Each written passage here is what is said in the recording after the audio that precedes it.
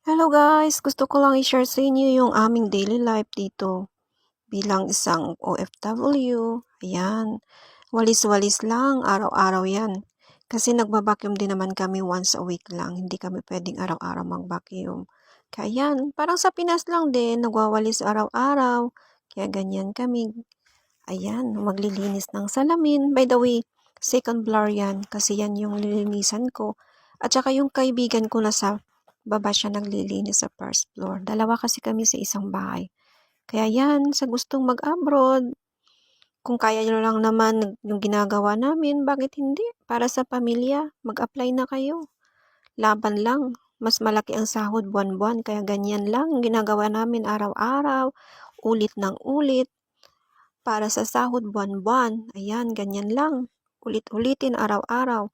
Punas dito, punas doon. Walis dito, walis doon. Ayan, map lang ng map. Ayan na guys. Thank you for watching. Bye-bye. Ganyan lang